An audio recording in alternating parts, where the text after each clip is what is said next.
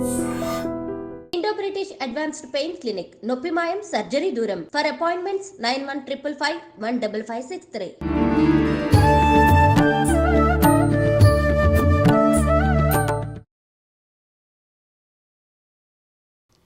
నమస్కారం, welcome to I dream. ధర్మ మార్గం విత్ విజిత కార్యక్రమానికి స్వాగతం. ప్రస్తుతం మనతో పాటు ఉన్నారు హైందవ ధర్మ ప్రచారకులు, ప్రముఖ జ్యోతిష్యులు శ్రీ బ్రహ్మశ్రీ వైష్ణవ్ బాలాజీ గారు. ఇప్పుడు వారితో మాట్లాడి మరిన్ని విషయాలు తెలుసుకుందాం. మనకున్న సందేహాలన్నింటినీ కూడా నివృత్తి చేసుకునే ప్రయత్నం అయితే చేద్దాం. నమస్కారం అండి. జై శ్రీమన్నారాయణ తల్లి. అయితే ఈ మధ్య కాలంలో ఆడవారి నెలసరికి సంబంధించి చాలా రకాల విషయాలు వింటున్నాం. అయితే ఆ టాపిక్ వచ్చింది అనగానే ఖచ్చితంగా ప్రతి ఒక్కరి మైండ్లో తలెత్తే ఒక దేవాలయం కామాఖ్య అమ్మవారి దేవాలయం. ఎక్కడ ఆడవారికి సంబంధించి ఆధ్యాత్మికంగా ఋతుస్రావం టాపిక్ వస్తుంది, అది మగవాళ్ళ మధ్యలో అయినా ఆడవాళ్ళ మధ్యలో అయినా ఎక్కడైనా అమ్మవారి టాపిక్ రావాల్సిందే. అసలు ఏంటి అమ్మవారి కామాఖ్య అమ్మవారి ఆలయ స్థల పురాణం ఏంటి, అసలు ఆలయం ఎప్పుడు నిర్మించబడింది, ఆ విశిష్టత గురించి తెలియజేయండి. కామాఖ్య వరదాదేవి నీలపర్వతవాసిని త్వం దేవి జగత్మాత యోగముద్రి నమోస్తుతే. అమ్మ, కామాఖ్య అమ్మ మందిరం కోసము చాలామందికి చాలా సంశయాలు ఉన్నాయి. మీరు అడిగినట్టుగానే ఈ మధ్యకాలంలో చాలామందికి స్త్రీలకు ఋతుస్రావ సమస్యలు వచ్చినా, లేకపోతే ఏదైనా కానీ గర్భాశయ ఏదైనా సమస్యలు వచ్చినా కానీ లేండి, మొట్టమొదటిగా మనకి వినిపిస్తూ ఉండే మందిరం పేరు కామాఖ్య అమ్మవారు. ఇప్పుడు అమ్మవారి కోసం మనం తెలుసుకున్నామా. కామాఖ్య మందిరం అనేది ఏ విధంగా అక్కడ వెలయబడి ఉంది, స్థల పురాణ విశిష్టత ఏంటి మనం కనుక్కున్నామా. కామ ఐక్య అంటే కనుక కోరిన కోరికలు తీర్చేటటువంటి తల్లి, అందుకే అమ్మవారికి కామాఖ్య అనే పేరు ఉందమ్మా. పూర్వం వచ్చేసేసి దక్షయజ్ఞం చేస్తూ ఉంటారమ్మా. సతీదేవి వారు అంటే పార్వతీ అమ్మవారు, శివపార్వతులు అంటే పార్వతీ అమ్మవారు తండ్రి వచ్చేసేసి దక్ష మహాయజ్ఞం చేస్తూ ఉంటారు. ఆ దక్ష మహాయజ్ఞానికి వీళ్ళకి పిలుపు ఉండదు, అంటే ఆహ్వానం ఉండదు. శివపార్వతులకు ఆహ్వానం లేకుండా అమ్మవారు శివదేవుని తీసుకొని వెళ్తారనమాట. అక్కడికి వెళ్ళినప్పుడు అక్కడ అమ్మవారికి అవమానం జరుగుతుంది.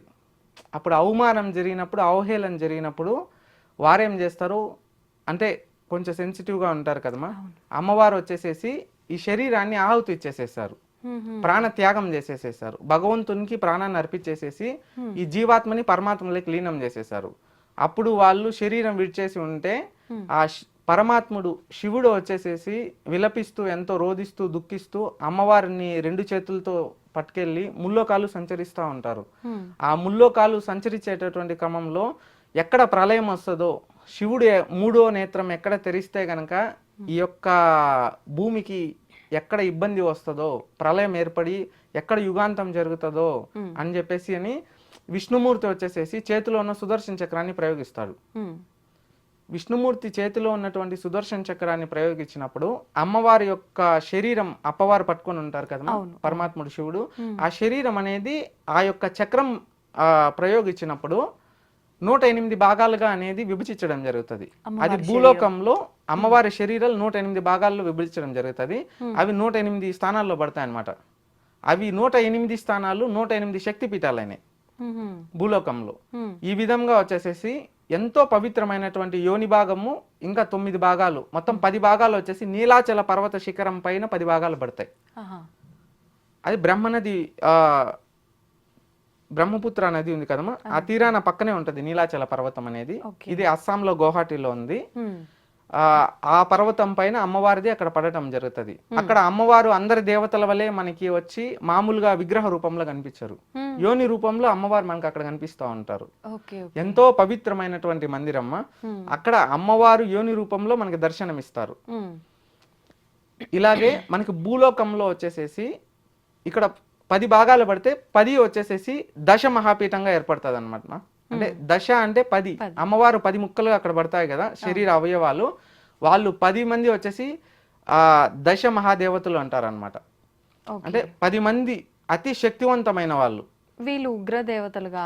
అవునవునమ్మా, 10 మంది వచ్చేసేసి ఆ విధంగా దశమహా మందిరాలు వెలుస్తాయి. దీంట్లో ముఖ్యంగా అమ్మవారు అక్కడ ఉంటారు. ఇక్కడ స్థల పురాణ విశిష్టత ఏంటంటే ఇంకొకటిమా, ఈ యొక్క ఏదైతే ఉందో కామాఖ్య అమ్మ మందిరం ఏదైతే ఉందో, ఈ కామాఖ్య అమ్మ మందిరంకి ఈ భూలోకంలో ఇది ఉన్నటువంటి 108 శక్తి పీఠాలలో 54వ అతి పెద్ద శక్తిపీఠం అనమాట. 53, 54 అతి పెద్ద శక్తిపీఠం కామాఖ్య అమ్మవారు అంత పవిత్రమైనటువంటి మోస్ట్ పవర్ఫుల్ ప్లేస్ అన్నమాట. ఇప్పుడు అంటే అమ్మవారి శరీర భాగం విడిపోయి పడిన ఆ భాగాన్ని ఒక్కొక్క శక్తిపీఠంగా శక్తిపీఠం పడింది. చెప్పుకోబడుతున్నాం. మరి అన్ని అమ్మవారి శరీర భాగాలే అయినప్పుడు ఎందుకని ప్రత్యేకించి ఈ యొక్క ప్రదేశమే అంత పవిత్రమైనదిగా చెప్పుకుంటారు? పూర్వం వచ్చేసేసి అక్కడ ఎంతో మంది తపస్సిద్ధులు కాంచి అమ్మవారి కోసం వారు ఎన్నో తపస్సిద్ధి కాంచి కొంతమంది ఋషులు భగవంతునికి ఈ విధంగా అంటే లోక కళ్యాణార్థమ్మ దుష్ట శిక్షణ శిష్ట రక్షణ కోసము ఆ భగవంతుడు వాళ్ళకి ఒక వరం రూపంలో అమ్మవారు అక్కడ వెలుస్తానని వారికి మాట చెప్పున్నారు మా తపస్సు చేసి ఉంటే. అది ఈ దక్ష మహాయజ్ఞ రూపాన ఆ విధంగా అక్కడ వెళ్ళడానికి ఆ కర్మ రూపంలో అమ్మవారిని అక్కడ చేరుస్తుంది. అంటే ఎవరో మహాసిద్ధవంతుడైనటువంటి ఋషి చాలా మంది ఉన్నారమ్మా. ఇవి చరిత్రలో అనేది వాళ్ళ పేర్లు అనేది లిఖింపజేయలేదు. ఈ పురాణాలలో చాలా మంది ఉన్నారు. వారు అంత పవిత్రమైనటువంటి దశమహా విద్యలను అభ్యసించడానికి ఈ శత్రు సంహారాలు చేయడానికి పూర్వం రాక్షసులు ఎక్కువ మంది ఉన్నారు కదా, వారిని సంహరించడానికి లోక కళ్యాణార్థం ప్రజల శ్రేయస్సు కొరకు ప్రజల యొక్క మాన ప్రాణాలని కాపాడడానికి కోసము కోరిన కోరికలు తీర్చడానికి కానీ ఈ దశ మహావిద్యలలో అమ్మవారు చాలా ఉగ్రంగా ఉంటారన్నమాట. అంటే ఎంతో పవిత్రంగా ఉంటారు. అంత పవర్ఫుల్ గా శక్తి పీఠం అనేది ఉంటది అనమాట. అక్కడ అడుగు పెడితే ఈ కర్మం అనేది ఈ జీవుడు చేసిన పాపం ఏదైతే ఉందో ఆ కర్మం అనేది దహించిపోతుంది. కానీ ప్రతి ఒక్కరూ వెళ్ళి దర్శనం చేసుకోవడానికి లేదు కామాఖ్య అమ్మవారిని, ఉగ్ర రూపం కాబట్టి. కొంతమంది ఎవరైతే జాతకరీత్యా అలా శాంతులు ఇలాంటివి చేయించుకోవాల్సిన వాళ్ళు ఉన్నారో వాళ్ళు మాత్రమే వెళ్ళాలి, ఎవరంటే వాళ్ళు వెళ్ళి దర్శించుకోవడానికి లేదు అని ఈ మధ్య కాలంలో కొంతమంది మాట్లాడడం జరిగింది. అది నిజమే అంటారా? అలా ఏం లేదు మా, ప్రతి ఒక్కరూ దర్శించుకోవచ్చు. ఎందుకంటే భూలోకంలో 108 శక్తిపీఠాలలో 53, 54 అతిపెద్ద శక్తిపీఠం, అలాగే అష్టాదశ శక్తిపీఠాలలోనూ 13వ అతిపెద్ద శక్తిపీఠం కామాఖ్య అమ్మ మందిరం. ఏంటంటే గనక ఇక్కడ తాంత్రిక మాంత్రిక యాంత్రిక పూజలు జరుగుతూ ఉంటాయి అన్నమాట. ఎంతో పవిత్రమైనటువంటి పూజలు. ఆలయంలోనేనా? ఆలయం దగ్గర బలిపీఠాలు ఉన్నాయమ్మా, అక్కడ ప్రతిదీ జరుగుతూ ఉంటాయి. మళ్ళీ చుట్టుపక్కల బయట చేస్తూ ఉంటారు, ఇక్కడ కూడా చేయించుకోవచ్చు, ఎక్కడైనా చేయొచ్చు అనమాట పూజ. అది ఆ విధంగా చేస్తూ ఉంటారు. ఈ పూజలు ఏంటంటే కనుక లోక కళ్యాణార్థమ్మా, కళ్ళు లేని వారికి కళ్ళు తెప్పించడానికి, కాళ్ళు లేని వాళ్ళకి కాళ్ళు తెప్పించడానికి, ఆ అనారోగ్య సమస్యలతో ఉన్న వాళ్ళకి ఆరోగ్యం తెప్పించడానికి. అంటే పూర్వం వచ్చేసేసి ఒక శత్రువుల పైన జయం కలిగించాలంటే ఇప్పుడు ఇంటి నుంచి ఇప్పుడు మనం బయట ఎక్కడ పోయినా మన కమ్యూనికేషన్ ఉంది. కానీ ఆ యుగాలలో మనకి ద్వాపర యుగం కానీ త్రేతాయుగం కానీ ఆ యుగాలలో ఎవరైనా బయట పోతే మనకి ఏం కమ్యూనికేషన్ ఉండేది కాదు కదా అప్పుడు ఏంటంటే కనుక వాళ్ళు అక్కడ ఏదైనా కష్టాలలో ఉన్నా, ఊరిపైన ఎవరైనా రాక్షసులు బన్నా శక్తులు బన్నా వాటిని సంహరించడానికి వచ్చేసేసేసి ఎంతో పవిత్రంగా భావించేటటువంటి వాళ్ళు ఈ విద్యను ఉపయోగించి అక్కడ ఆ రాక్షసుని సంహరించేవాళ్ళు. అంటే డైరెక్ట్ వెళ్లకుండా ఇండైరెక్ట్ గా తీసేవాళ్ళు. ఈ విద్యలో అంత పవిత్రం ఉంటుంది అనమాట. దశమహా విద్యలు అనేది తిరుగు ఉండవు అనమాట. ఒక్కసారి సుమారుగా ఈ కామాఖ్య ఆలయం నిర్మించబడి ఎన్ని సంవత్సరాలు అవుతుందంటారు? కొన్ని వందల వేల సంవత్సరాల? ఇది సృష్టి ఆరంభం నుంచి, కలియుగ నుంచి కాదమ్మా, సృష్టి ఆరంభం నుంచి ఉందిమా. మన సనాతన ధర్మం ఎక్కడైతే మూలం ఉందో, ఎక్కడైతే స్టార్టింగ్ నుంచి ఎండింగ్ వరకు ఒక సమయం అని లేదో, ఈ విధంగా అంటే స్థల పురాణం ప్రకారం ద్వాపర యుగం నుంచి కూడా ఉంది. ద్వాపర యుగం నుంచి కూడా కామాఖ్య అమ్మవారి యొక్క విశిష్టత మందిరం కోసం అప్పటి నుంచి కూడా ఉంది. భూలోకంలో ఎంతో పవిత్రమైనటువంటి శక్తిపీఠమ్మ. ఇక్కడ స్త్రీలకి వచ్చేసి ఒక వరమ్మ. అంటే చాలా మందికి మీరు అడిగినట్టుగా ఎన్నో సమస్యల్లో ఉన్నటువంటి వాళ్ళు ఎవరైతే ఉన్నారో, కొన్ని చెప్పే సమస్యలు కానీ కొన్ని చెప్పుకోలేని సమస్యలు, వాళ్ళు ఎన్నో ఇబ్బందులు గురవుతుంటారు. అటువంటి వారికి వచ్చేసేసి ఇక్కడ యోని పూజ అనేది చేయడం జరుగుతుంది. ఆ పూజ కానీ చేయించుకున్నా, లేకపోతే కేవలం అమ్మవారిని దర్శిస్తే చాలు, గర్భమందిరంలో అమ్మవారిని ఆ యోని రూపంలో నుంచి అమ్మవారికి నీళ్లు వెలువడుతూ ఉంటాయి. ఆ నీటిని ప్రసాదంగా మనం స్వీకరిస్తాం అన్నమాట. అంటే ఆ నీటిని మనం సేవించిన తీర్థంగా మనం జలాన్ని మనం నుదిటి పైన పెట్టుకున్నా కానీ లేండి, ఆ స్పర్శ దర్శనం జరిగినప్పుడే ఉన్న కర్మలన్నీ వెళ్ళిపోతాయి. ఓకే. అయితే ఇక్కడ అమ్మవారికి ప్రతి నెల 3 రోజులు నెలసరి రావటం జరుగుతుంది అని చెప్పి, వచ్చిన 3 రోజులు ఆలయం మూసివేస్తారు అని చెప్పి కొంతమంది, అలా లేదు సంవత్సరానికి ఒకసారి మాత్రమే మూస్తారు, ఆ టైంలో ఏదో జాతర లాగా జరుగుతుంది అని అంటారు. ఏంటండి దాని? సాధారణంగా వచ్చేసి అందరు స్త్రీల వలె వచ్చేసేసి అమ్మవారికి కూడా వచ్చేసి ఋతుస్రావం జరుగుతుంది. కాకపోతే సంవత్సరంలో వచ్చేసేసి ఒక 3 రోజులు జరగడం జరుగుతుంది.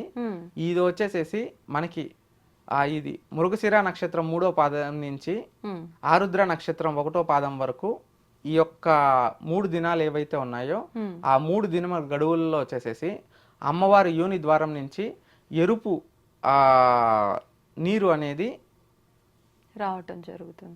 అంటే ఎరుపు నీరు అనేది శ్రావం జరుగుతుంది. ఓకే. అమ్మవారు శ్రవిస్తారు. ఆ ఎరుపు నీరుని అది అక్కడ వెల్లువిచ్చేటటువంటిది అక్కడ ఎర్రని బట్టలన్నీ పెట్టేసేసి అది ఎంతో పవిత్ర తీర్థంగా భావిస్తారనమాట. ఆ 3 రోజులు అనేది మందిరం తలుపులు అనేది 5 రోజులు మూసివేస్తారు. 5 రోజులు. ఆ 3 రోజులు ఋతుస్రావం జరుగుతుంది.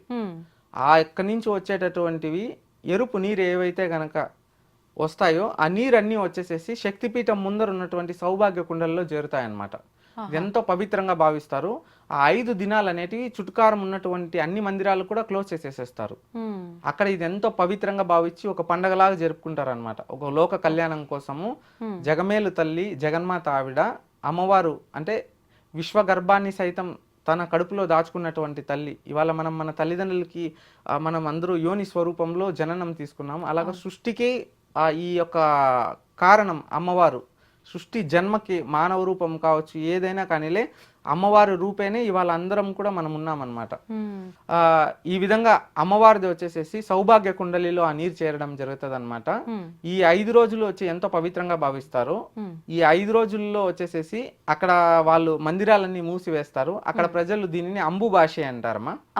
అంబుబాషి అమ్మవారికి ఋతుస్రావం జరిగేటటువంటి ఈ సమయాన్ని గడువుని అంబుబాషి అంటారు. ఇదెంతో పవిత్రంగా భావిస్తారమ్మా. ఈ 5 రోజులు సంవత్సరంలో ఒక్కసారే జరుగుతుంది. స్త్రీలకు వచ్చేసి మామూలుగా ప్రతి నెలసరి వస్తుంది. అమ్మవారికి వచ్చేసి సంవత్సరంలో ఈ 3 రోజులు వస్తుంది. 5 రోజులు మందిరం మూసివేస్తారు. ఇది వచ్చేసేసి మృగశిర నక్షత్రం 3వ పాదం నుంచి ఆరుద్ర నక్షత్రం 1వ పాదం వరకు అవునమ్మా, రీసెంట్ గానే అయింది. అంత పవిత్రం ఉంది కాబట్టి అప్పుడు అందరూ కూడా ఎంతో పవిత్రంగా భావిస్తారమ్మా. అప్పుడు అమ్మవారి యొక్క రక్తస్రావం ఏవైతే వెలువడిందో ఆ యొక్క బట్టల్ని తీసుకోవడానికి గుడి తెరచంగానే లక్షల మంది వెళ్తారు. అంత పవిత్రంగా భావిస్తారు. ఇప్పుడు ఇవ్వట్లేదు అని విన్నాను. ఒకప్పటి కాలంలో ఇస్తా ఉన్నారమ్మా, ఇప్పుడు కూడా ఇస్తా ఉన్నారు. కాకపోతే అక్కడ లోకల్లో ఎవరైతే ఉన్నారో మందిరంలో ఉన్న పెద్దవాళ్ళు అట్లాంటి వాళ్ళు అంటే సాధారణమైన వాళ్ళు తీసుకోవాలంటే కష్టము. అక్కడ ఉన్నటువంటి గురువులు అక్కడ ఉన్నటువంటి ఎవరైతే కనుక అర్చకులు ఉన్నారో వాళ్ళు ఇప్పుడు కూడా పంపిణీ చేస్తారమ్మా. అంటే వాళ్ళు బయట తెలియకుండా ఇస్తా ఉంటారు. అంటే అది ఎంతో శక్తిగా భావిస్తారు. దొరికింది అని అంటే ఆ వస్త్రం మనం ఎంతో శక్తిమా, ఎంతో శక్తి. మనకు ఉన్నటువంటి కర్మలు అక్కడికి దహించిపోయినాయని అర్థం. మనం దాన్ని పూజా మందిరంలో పెట్టాలా? ఎలా మనం తీసుకొచ్చుకున్న తర్వాత ఆ వస్త్రాన్ని? అమ్మా చాలా పవిత్రం అనేది మా. ఇప్పుడు అమృతం మీ చేతిలో పెడితే ఏం చేద్దామంటే మా దాన్ని సేవిస్తాం కదమ్మా. అట్లా పవిత్రంగా మన దగ్గర ఒక భద్రంగా దాచిపెట్టుకుంటామా గర్భమందిరంలో. అది శత్రువులపైకి జయం అవుతుంది. మన కోరిన కోరికలు తీరుస్తుంది. మనకి నరదిష్టి నరఘోష లేకుండా చేస్తుంది. ఎంతో పవిత్రమైనదమ్మా. ఆ యొక్క వస్త్రాన్ని దక్కించుకోవడానికి ఎంతైనా ఖర్చు చేసే వాళ్ళు ఉన్నారమ్మా. వెలకట్లేనంత ధనాన్ని ఖర్చు చేసేటటువంటి ఉన్నారు. సాధారణమైనటువంటి 1,000,000 జన్మలు ఎవరైతే పుణ్యం చేసి ఉంటారో వాళ్ళకి మటుకే దొరుకుతుంది. అమ్మవారి రక్తస్రావంతో వెలువడినటువంటిది ఆ బట్ట ఏదైతే ఉంటుందో అది అందరికీ దొరకదు. అయితే మా అందరికి తెలిసినట్టుగా ప్రతి నెల కాదు అమ్మవారి నెలసరి, సంవత్సరంలో ఒకసారి జరుగుతుంది. కేవలం 3 రోజులు జరుగుతుంది. అప్పుడు గుడి తలుపులు మూసివేస్తారు. అంబుబాషి పండుగ జరుపుకుంటారు. అంతా ఒక జాతర లాగా జరుగుతుంది. చాలా పెద్దగా జరుపుతారు తల్లి. ఓకే. అయితే ఇప్పుడు దేవతలు వీళ్ళంతా కూడా మనలాగా రక్త మాంసాలతో కూడిన శరీరం కాదు, వాళ్ళు శక్తి స్వరూపులు కదా. మరి ఎందుకు అలా అమ్మవారికి నెలసరి రావటం వెనక ఏదైనా ఆంతర్యం ఉందా? మా ఆంతర్యం అంటే ఇక్కడ వచ్చేసేసి స్త్రీలు ఇప్పుడు ప్రతి ఒక్కరు కూడా బహిష్టు జరుగుతున్నారు కదా. స్త్రీలు అందరూ బహిష్టు జరగడానికి అమ్మవారే మూలం. అమ్మవారు మూలం కాబట్టి ప్రతి ఒక్క స్త్రీ అంటే ఒక వస్తువు సృష్టించబడేది అనేది ఈ సృష్టిలో కేవలం ఒక స్త్రీకి మటుకే వెలువడుతుంది. అందుకే ఆడవారిని ఆది పరాశక్తితో మనం పోలుస్తామన్నమాట. పూర్వము ఆ శివపార్వతులకి ఆ భగవంతుడు యోగ దీక్షలో ఉన్నప్పుడు విష్ణుమూర్తి ఈ విధంగా అమ్మవారికి ఈ విధంగా అంటే ఇప్పుడు స్త్రీలకి సమస్య లేనప్పుడు ఇప్పుడు పురుషుడు స్త్రీ సమానం అని అంటుంటారు కదమ్మా. శివుల్లో వచ్చేసేసి పార్వతీమాత సగభాగంగా ఉంటది. సగభాగంగా ఉన్నప్పుడు ఒకానొక సందర్భంలో ఒక యుద్ధంలో వచ్చేసేసి మనస్పర్ధలు వస్తాయన్నమాట అప్పవారికి అమ్మవారికి. వచ్చినప్పుడు తండ్రి వారు అమ్మవారిని శపించడం జరుగుతుంది. శపించినప్పుడు ఈ విధంగా ఇబ్బంది అప్పుడు ఈ యొక్క బహిష్టు అనేది అప్పటి నుంచి మొదలైందమ్మా. అది స్థల పురాణ చరిత్రలో ఉంది. యుద్ధంలో సరి సమానులుగా అంటే సగభాగం నీవు సగభాగం నేను. ఎందుకంటే అమ్మవారు ఆదిపరాశక్తి, ఉగ్రరూపులు అంటే జగన్మాత వాళ్ళు. అప్పవారితో సమానంగా ఉన్నప్పుడు ఒక ఋషి తపస్సు చేసినప్పుడు ఇద్దరు ప్రసన్నం జరిగినప్పుడు అక్కడ మాటామంతా జరిగేసేసి అక్కడ వీరిద్దరూ శపించుకోవడం వల్ల ఈ విధంగా అనేది మాతృత్వంగా ఈ విధంగా స్త్రీ అనేది ఈ బహిష్ట్ అనేది జరగడం జరిగింది. అది ఇప్పుడు చాలా మందికి తెలియదు ఈ తాత్పర్యం. అది ఇప్పటికీ కొనసాగునే ఉంటుంది, సృష్టి చివరి వరకు కొనసాగుతుంది. అందుకోసమే అప్పుడు చాలా మందికి అంటే నదులు సైతం నీరు మారిపోతాయి. అక్కడ నదిలో ఉన్నటువంటి నీరు సైతం మారిపోతుంది. ఆ 5 రోజులు ఈ యొక్క ప్రకృతి ఏదైతే ఉందో మొత్తం మారిపోతుంది. ఒక ప్రపంచం యుగాంతం వస్తే ఒక ప్రళయం వస్తే ఏ విధంగా ఉంటుంది అట్లా ఉంటది. అంత పవిత్రంగా ఉంటది 5 రోజులు. ఆ విధంగా అప్పుడు ఆది నుంచి వస్తా ఉంది ఆది నుంచి వస్తా ఉంది. ఈ సృష్టి యుగాంతం వరకు ఉంటది. అందుకే స్త్రీలు అనే వాళ్ళకి బహిష్ట్ అనేది అలవాటు అయిపోయింది. ఇంతకు మునుపు సృష్టి ఆరంభంలో స్త్రీలకు అనేది బహిష్ట్ అనేది లేదు. తరువాత ఇవి జరిగిన తరువాత ఆడజన్మెత్తిన ప్రతి ఒక్కరు అమ్మవారు కూడా అక్కడ యోని రూపంలో దర్శనమిస్తారు కదమ్మా. కాబట్టి అమ్మవారు జగత్కి మాత, అంటే ఈ జగమేలు మాత అమ్మవారు, జగానికి విశ్వానికి తల్లి, విశ్వగర్భ అంటాం అన్నమాట. అందుకోసం అని చెప్పేసి స్త్రీలందరూ కూడా ఈ బహిష్ట్ అనేది రావడం వలన ఈ విధంగా స్త్రీలు ఇబ్బంది పడుతున్నారు. అయితే ఇప్పుడు ఈ బహిష్టుని పవిత్రమైనదిగా చెప్పుకోవచ్చు, ఎంతో పవిత్రమైనదిగా చెప్పుకోవచ్చు, ఎంతో పవిత్రమైనది. మరి పవిత్రమైనది అయినప్పుడు ఆడవారిని ఈ 4-5 రోజులు దూరంగా ఉండమని అంటారు కదా, ఎందుకంటే దీనికి అంటే ఇవి జరగడం బహిష్ట్ అనేది, బహిష్టు జరగడం అనేది పవిత్రమైనది. ఎందుకంటే ఈ బహిష్టు జరిగితేనే స్త్రీ పుష్పవతి అయిన తరువాతనే స్త్రీకి మాతృత్వం ప్రసాదిస్తారనమాట. అది స్త్రీకి వైవాహికం అంటే వివాహం జరిగిన తరువాత భార్యాభర్త దాంపత్యంలో వారికి సంతానం కలగడం జరుగుతుంది. అంటే వారి వంశం వృద్ధి జరగడం జరుగుతుంది. స్త్రీ అనేవారు ఇంకొకరిని జన్మని ఇచ్చేటటువంటి శక్తి ప్రసాదిస్తారు అమ్మవారు. ఆ మాదిరిగా ఇక్కడ ఏవైతే మనం ఈ అపోహలు ఉన్నాయో, అంటే సమాజంలో స్త్రీ వచ్చి బహిష్టు జరిగితే కనుక ఇంట్లో దూరం పెడతారు, దేవుని దగ్గర రాకూడదు అనేది ఏంటంటే కనుక ఆ సమయంలో స్త్రీలు అత్యంత పవిత్రమైన స్థలం వల్ల అంటే ఎంతో పవిత్రం. స్త్రీ సాక్షాత్తు అమ్మవారు, అంటే ఒక తల్లి ఏ విధంగా అయితే ఇబ్బంది పడతాదో ఆ నొప్పికి, ఆ మాదిరిగా స్త్రీ ప్రతి ఒక్కరూ నొప్పి పడతారు. బిడ్డని కనేటప్పుడు, బిడ్డని ప్రసవించేటప్పుడు ఎంత నొప్పి అయితే ఉంటుందో, పురిటి నొప్పి, ఆ మాదిరిగా ఇప్పుడు ఇంత నొప్పులు అనేటివి ఉంటాయన్నమాట. అది నెలసరి ప్రతి నెల వస్తుంది స్త్రీలకు ప్రతి నెల అనేది అది ఆ విధంగా రావడం జరుగుతుంది. దానిని అటువంటి వచ్చింది మంగళకరమైనటువంటి స్థానాలకి అప్పుడు పంపించరు అనమాట స్త్రీని. ఎందుకంటే వాళ్ళకి కొన్ని కర్మలు అనేటివి దహింపం అనేది జరుగుతుంది అనమాట. ఆ సమయంలో స్త్రీలు ఎక్కడ పడితే అక్కడ తిరిగినా, దేవుళ్ళ దగ్గరికి వెళ్ళినా కొంచెం తాంత్రికమైన యాంత్రికమైన పద్ధతుల్లో వీరికి అనేది కొన్ని శక్తులు అనేది తగలడం జరుగుతుంది అనమాట. నెగిటివ్ ఎనర్జీ తగులుతుంది. ఆ మైలుకు వచ్చేసేసి కొంచెం నెగిటివ్ ఎనర్జీ ఉంటది. అది ఏంటంటే గనక వైదికంలో 2 పరిణామాలుగా ఉంది. సాత్వికంగాను ఉంది, తర్వాత వచ్చేసేసి మనకి రౌద్రంగాను ఉంది, తపోగుణంగాను ఉంది. ఈ విధంగా వచ్చేసేసి ఈ మూడిట్లోనూ వచ్చేసేసి ఆ భగవంతునికి ఇది ఇప్పుడు మీరు చెప్తున్నారు కదమ్మా, ఇప్పుడు కామాఖ్య మందిరంలో స్త్రీలకు పూజ చేస్తే ఈ యొక్క మైలుని తీసుకొని వాళ్ళకి పూజ చేయిస్తారు. అక్కడ అర్థం కాలేదండి. అంటే స్త్రీలకి బహిష్టు సమయం ఋతుస్రావం జరుగుతుంది కదా, దాన్ని మైలు అంటారమ్మా. అది వచ్చేసి అక్కడ పూజలో పెట్టి చేస్తారు. కొన్ని పద్ధతుల్లో తాంత్రికంగా చేస్తారనమాట. ఇలాంటి పూజ ఏ సందర్భాల్లో చేస్తారంటే ఎటువంటి ఇబ్బందులు అంటే స్త్రీకి ప్రాణాపాయ సమస్యల్లో ఉన్నప్పుడు, స్త్రీ ఏదైనా పెద్ద సమస్యల్లో నీకు ప్రాణం విడిచేస్తుంది, లేకపోతే సంతానం లేని సమస్యల్లో గానీ, ఏదైనా వాళ్ళ శరీరంలో ఏదైనా అవయవ లోపం ఉన్నా, ఏదైనా జన్మ దోషం ఉన్నా, అట్లాంటిది ఏదైనా ఉంటే ఇది చేస్తారమ్మా. ఈ విధంగా స్త్రీ వచ్చేసేసి ఆ భగవంతునికి దగ్గర ఉండకూడదు అనమాట. వైర్యాలు అనేది భగవంతుని తొలగకూడదు. ఇప్పుడు భగవంతుల్లో కూడా వచ్చేసేసి బ్రహ్మచారి దేవుళ్ళు ఉన్నారు, అదే విధంగా సంసారికంలో ఉన్న దేవతలు ఉన్నారు. వాళ్ళల్లో అనేది అందుకు ఇది ముందు నుంచి ఎంతో పవిత్రంగా ఉంటారమ్మా. ఈ మైలు అనేది ఋషులకు గాని, సిద్ధులకు కానీ, భగవంతుని దైవ చింతనార్థులకు కానీ, మళ్ళీ భగవంతుని నిత్య పూజ ఆరాధన చేసేటటువంటి వాళ్ళని దేవుళ్ళ దగ్గరికి వెళ్ళినా కానీలేండి, ఇవి సోకితే గనక కొంతమంది అపవిత్రంగా భావిస్తారు. అంటే పవిత్రం భావించే వాళ్ళు ఉన్నారు, అపవిత్రం భావించే వాళ్ళు ఉన్నారు. అటువంటి సమయంలో కనుక స్త్రీ కానీ అక్కడ కానీ ఎక్కడైనా సంచరిస్తూ తిరిగినా కానీలే, పొలిమేర సందుల్లో కానీ, లేకపోతే గనక ఈ మందిరాలలో దగ్గరికి వెళ్ళినా కానీలేండి, ఆ నెగిటివ్ ఎనర్జీ అనేది వాళ్ళ జీవితానికి ప్రభావితం జరుగుతుంది. దేవుడు అపవిత్రంగా భావిస్తాడు అప్పుడు. కాకపోతే మీరు అనొచ్చు, ఎందుకు అంబుబాషి అమ్మవారికి జరిగినప్పుడు ఇంత పవిత్రంగా భావిస్తారు, అంత శక్తిపీఠానికి అంత జాతర చేస్తారు, మేము కూడా అందరూ ఆడవాళ్ళం మీరు చెప్తున్నారు కదా, మాకెందుకు ఈ విధంగా అనేది ఆ 5 days ఇంత పెయిన్ అనుభవిస్తాం మేము, ఇంత పెయిన్ అనుభవించి ఈ 5 రోజుల్లో వచ్చి మేము పడిన కష్టం ఎంతో ఉంటది, ఆ సమయంలో వచ్చేసేసి మమ్మల్ని ఎవరు అర్థం చేసుకోరు, అంటే అప్పుడు దాకా మమ్మల్ని ఒక దేవతలాగా చూస్తారు, సడన్ గా వచ్చేసేసి ఏదో ఒక ఆట బొమ్మలాగా మేము బాధలు పడుతూ ఉంటే కొంతమంది షేమ్ గా ఫీల్ అవుతారమ్మా. అది ప్రౌడ్ గా ఫీల్ అవ్వాల్సింది, మా షేమ్ గా ఫీల్ అయ్యేది కాదు. ఎందుకంటే ఒక స్త్రీ ఒకరికి జన్మని ప్రసాదించేటటువంటి శక్తి భగవంతుడు ఇచ్చాడమ్మా. మన తల్లి అక్క చెల్లి అందరికీ సహజ సిద్ధమైనది మా ప్రకృతికి. ఆ సమయంలో దూరం పెట్టడం ఏంటి అంటే ఈ వైదిక సాంప్రదాయాల్లో భగవంతుని కొన్ని వైర్యాలు ఉన్నాయి. ఈ విధంగా భగవంతుని దగ్గర వెళ్ళి వాళ్ళు కానీ పూజలు చేయడం కానీ, అది ఏదైనా పుణ్యకార్యాలు మంగళకార్యాలు జరిగేటప్పుడు ఈ స్త్రీ మైలు అనేది అక్కడ కానీ వాళ్ళకి తగిలితే కనుక కొంతమంది అశుభంగా భావిస్తారనమాట. అందుకోసం అని చెప్పేసి వాళ్ళ దగ్గరికి రానియరు. దుష్టగ్రహాల ప్రభావితం వాళ్ళ మీద ఎక్కువ పడతా ఉంటాయి.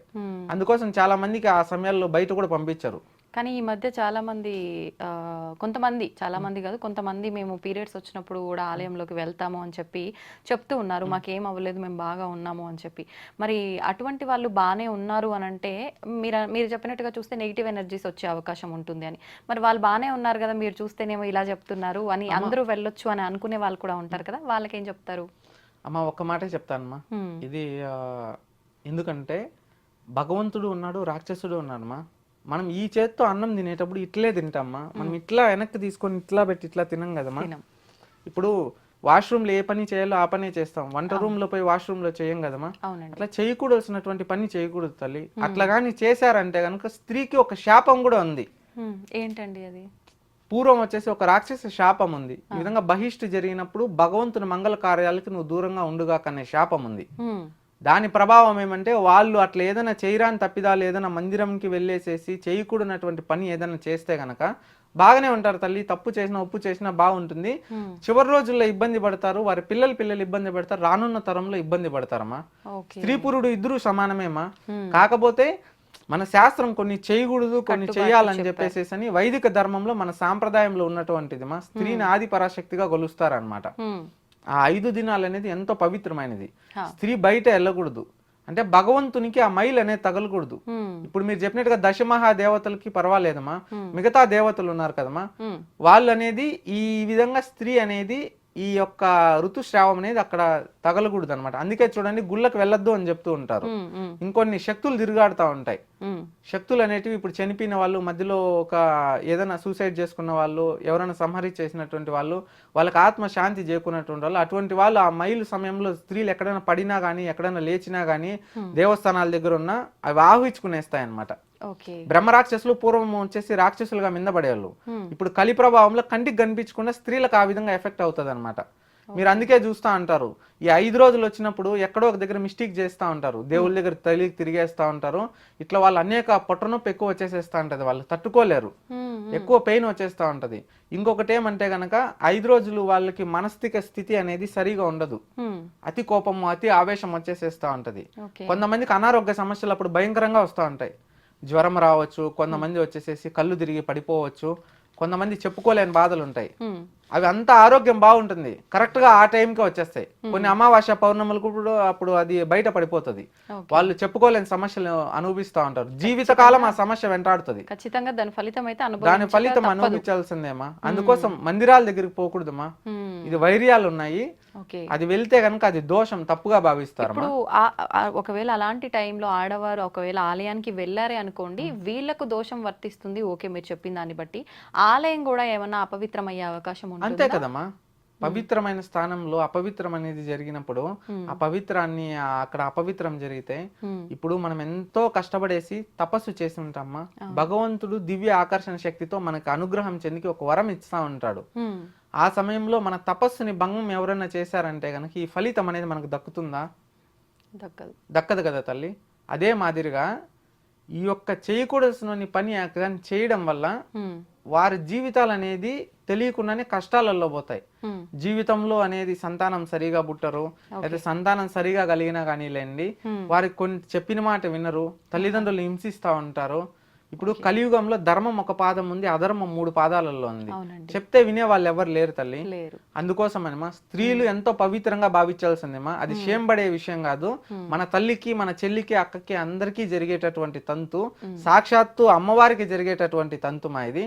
అందరికీ సహజమే. కాకపోతే ఆ సమయంలో మంగళకరమైనటువంటి సందర్భం ఉన్నటువంటి జాగాలకు వెళ్ళకూడదు, అంటే దేవస్థానాలకు వెళ్ళకూడదు. ఏదైనా పుణ్యకారాలు ఎవరైనా కానీ కాలం జరిగి ఉంటారు కదమ్మా, వాళ్ళు పిండ ప్రదానం జరుగుతూ ఉంటాయి కొంతమందివి. కొంతమంది వచ్చేసేసి శ్మశానం వైపున వెళ్ళకూడదు. కొంతమంది ఎవరైనా కొత్తగా పుష్పవతి అయి ఉంటారు కదమ్మా, అటువంటి దగ్గరికి వెళ్ళకూడదు. కొన్ని తాంత్రిక, మాంత్రిక, యాంత్రిక పూజల దగ్గరికి వెళ్ళకూడదు. పొలిమేర సందు అంటాం కదమ్మా, ఊరికి ఇప్పుడు అమ్మవారి గుళ్ళు ఉంటాయి కదమ్మా, పొలిమేర కట్ట అని ఉంటది. చాలా మందికి సిటీస్ లో ఉంటే తెలియదు అనమాట. వీళ్ళకేంటంటే మన శక్తులు అనేవి సంచరిస్తూ ఉంటాయి గ్రామాలలో. ఇప్పుడు ఒక్కొక్క గ్రామానికి ఒక్కొక్క అధిపతి దేవత ఉంటారు, అమ్మవారు గ్రామ దేవతలు అని పిలుస్తూ ఉంటాం. మన ఇంటికి కూడా మన కులానికి ఒక దేవుడు ఉంటాడు, మన ఇంటి దేవుడు ఒకరు ఉంటారు, మనకి గ్రామ దేవత ఒకరు ఉంటారు, మన ఇంటి పేరు ఒకటి ఉంటది, మనకు ఒక గోత్రం ఉంటది పర్టికులర్ గా. ఈ మాదిరిగా కట్టుబాట్లు అనేవి ఉంటాయి అన్నమాట. అటువంటి సందర్భంలో స్త్రీ బయట పోయి కింద ఎక్కడన్నా పన్నా గానీలే, ఆ స్త్రీకి అనేది అపవిత్రంగా భావించి శక్తులు అనేటివి తగులుకుంటే వాళ్ళ జీవితం చివరి రోజుల వరకు ఇబ్బందులు పడాల్సి వస్తుంది మా. అందుకోసం స్త్రీలు అటువంటి సందర్భాల్లో బయట కూడా తిరగకూడదు తల్లి. వాళ్ళ ఎవరన్నా వెళ్ళినా తల్లిదండ్రుల సమక్షంలో ఉండాలా, వాళ్ళు చేయకూడాల్సినటువంటి పని చేయకూడదు. అట్లా ఏదైనా చేస్తే దోషం జరిగితే రేపు నాడు వాళ్ళ జీవితంలో సంతానానికి కానీ, దాంపత్యానికి కానీ ఏదో ఒక సమస్యలతో కొట్టుమిట్టలాడుతూ ఉంటారు మా. ఆరోగ్యం అందరికీ ముఖ్యమైనది తల్లి. ఇది వైదికంగాను, ధార్మికగాను, ఇది అన్ని విధాలుగాను చెప్పడం జరిగిందమ్మా. దేవస్థానంలోకి స్త్రీలు అనేవాళ్ళు అందుకోసం అనేది ఆపడం జరిగింది. బ్రహ్మచారత్వంతో ఉండి ఎంతో సిద్ధిగాంచి భగవంతుని ప్రసన్నం చేసుకొని ఉంటారు. అటువంటిది ఈ విధంగా ఏదైనా జరిగితే వారి తపస్సిద్ధి అనేది, ప్రభావం అనేది శక్తి పోతుంది అనేసి ఆ విధంగా విశ్వసిస్తారు తల్లి. అయితే ఇప్పుడు మీరు అన్నట్టుగా ఇందాక అక్కడ పూజలు ఎక్కువగా జరుగుతుంటాయి అని అన్నారు, ఆడవారికి సంబంధించిన పూజలు ఎక్కువగా జరుగుతుంటాయి. ఇంకా ఎటువంటి పూజలు అంటే తాంత్రిక పూజలు అని చెప్పి యంత్రాలకు సంబంధించి, మంత్రాలకు సంబంధించి రకరకాల పూజలు జరుగుతుంటాయని విన్నాము. నిజంగా ఈ పూజలన్నీ అంటే ఏ పూజా విధానమైనా తాంత్రికంగా ఒకలాగా, నార్మల్గా సాత్వికంగా ఒకలాగా జరుగుతుందని చెప్పంటారు. ఇప్పుడు అక్కడ అన్ని జరిగే తాంత్రికంగానే జరుగుతుంటాయా, ఎలా జరుగుతుంటాయి? ఇది కాస్త వివరంగా చెప్తాను తల్లి అర్థమయ్యేటట్టుగా. దశ మహాదేవతలు అంటే ఫస్ట్ తొలితిగా అర్థం చేసుకోవాలమ్మా. అమ్మవారు జగత్మాత, ఈ జగానికి తల్లి. అమ్మవారు దశ అంటే 10 అవతారాల్లో వచ్చేసేసి అమ్మవారు ఉండడం జరుగుతుందిమ్మా. వారంటే ఆ యొక్క రూపాన్ని అమ్మవారు స్వీకరించడం జరుగుతుంది మానవ రూపంలో. ఈ యొక్క దశ మహా రూపాలు ఏవైతే ఉన్నాయో, అమ్మవారు కాళీ అమ్మవారు, తర్వాత తారా అమ్మవారు, తర్వాత చిన్నమస్త అమ్మవారు, తర్వాత బగలాముఖి, తర్వాత మాతాంగి, తర్వాత వచ్చేసి కమలాత్మక, తర్వాత త్రిపుర సుందరి, తర్వాత భువనేశ్వరి, తర్వాత ఇట్లా దోమావతి, ఇట్లా అమ్మవారు ఈ 10 రూపాలలో ఎవరైతే అమ్మవారు ఉన్నారో వీరు అందరూ కూడా వచ్చేసి ఎంతో శక్తివంతులు. ఈ శక్తివంతులు దేనికంటే గనక వారికి ఒక్కొక్కరికి వారి శక్తిని గాంచడానికి ఒక్కొక్కరికి ఒక్కొక్క విద్య ఉంటది. అంటే మనకు ఆచార వ్యవహారాలు ఏ విధంగా ఉంటాయో, అమ్మవారిని యొక్క ఉపాసన ఏవైతే వారిని పూజించే విధానాలు కానీ, వారి యొక్క మంత్రోర్పణ అంటే ఆ మంత్రంతో భగవంతునికి చేసేటటువంటి పూజలు ఏవైతే ఉంటాయో అవి విధానాలు అనేటివి పరిపరి విధాలుగా వేరువేరుగా ఉంటాయి. దానిని మనం విద్య అంటాం. ఆ విద్యను అభ్యసించడమే దశమహావిద్య. ఈ దశమహావిద్యలు అంటే ఏంటంటే గనక ఈ మూలాధారం, శరీరంలో ఉన్నటువంటి మూలాధారం నుంచి ఈ సహస్రాల వరకు ఆ కుండలిని శక్తిని తీసుకొని వచ్చి ఈ బ్రహ్మ రంధ్రం అనేది తనంతకు తానుగా తెరుచుకొని ఆ జ్ఞానం సంపాదించుకొని భగవంతుని యొక్క శక్తిని గాంచుకొని ఎంతో పవిత్రంగా తిండి, ఆకలి, నిద్ర లేకుండా వాళ్ళు ఈ సృష్టికి, సమాజానికి మంచి చేయాలని, అంటే ఈ శరీరంతో ఏమీ శాశ్వతమైనది లేదు, అంతా అమ్మవారే అని భావించి లోక కళ్యాణార్థం అమ్మవారిని వారు ఈ దశమహావిద్యలలో ఎంతో పవిత్రంగా భావించి ఆ బ్రహ్మరంధ్రం తెరుచుకోవడానికి ఈ పూజలు అనేది సాధన చేస్తూ ఉంటారు.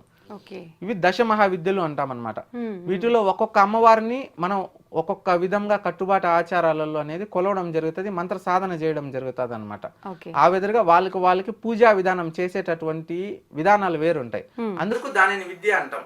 దశమహా విద్యలు అనేటివి తాంత్రిక పరమైనటువంటి, మాంత్రిక పరమైనటువంటి, యాంత్రిక పరమైనటువంటి ఉపయోగిస్తారు.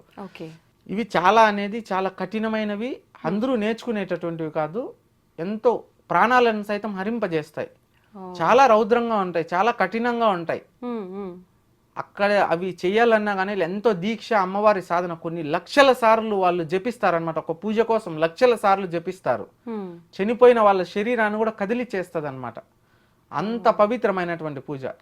ఈ దశమహావిద్యల్లో ఈ యొక్క మంత్రతంత్ర యంత్ర పూజలు దేనికి చేస్తారంటే గనక, ఏమన్నా కానీ కాలాజాదు అంటే ఈ చేతబళ్ళు ఉంటాయి కదమ్మా, ఎవరైతే చెడు ప్రయోగాలు చేసి ఉంటారో వాటి నివారణ కోసం చేపించుకుంటూ ఉంటారు. శత్రువుల పైన జయం చేకూడడానికి చేపించుకుంటా ఉంటారు. శత్రువులు ఉంటారు కదమ్మా, నరదిష్టి నరఘోష పెట్టి జీవితంలో ఒకరు ఎదగకూడదు పైకి అని చెప్పేటటువంటి వారు, శత్రువులు ప్రభావం వీళ్ళ మీద పడకూడదని చేపించుకుంటా అంటారు. లైఫ్ లో వచ్చేసి ఏదో పని చేసి వాళ్ళు కోరిన కోరికలు తీర్చుకోవాలి, ఒక రంగంలో రాణించాలి, వాళ్ళు ఒక యోగ్య స్థాయిలోకి పోవాలని వాళ్ళు ఈ పూజ చేపించుకుంటారు. స్త్రీలు సంతానలేమి వాళ్ళు, అనారోగ్య సమస్యల్లో ఉన్న వాళ్ళు అందరూ కూడా ఈ పూజలు చేపించుకుంటారు. ఇంకొంతమంది వచ్చేసేసి ఏమన్నా కానీ చెడు కోరేసేసి, అంటే సమాజంలో చెడు అంటే చెడు అంటే ఎట్లంటేమా, అంటే ఈ విద్యను అభ్యసించి ఈ సమాజంకి చెడు చేయడం, అంటే డబ్బు కోసం ఎవరైనా మోసం చేయడము, ఎవరైనా ఇబ్బంది చేయడము, అంటే ఈ వశీకరణాలు ఈ విధంగా చూపించడం, ఈ వశీకరణాలు అని చెప్తాం కదా, ఈ విధంగా ఒకరి ప్రమేయం లేకుండా వశపరుచుకొని ఒకరిని మోసం చేయడానికి ఆ విధంగా చేసేది. ఇట్లా ఈ విధంగా రకరకాల సమస్యలతోనే చేపించుకుంటా ఉంటారమ్మా.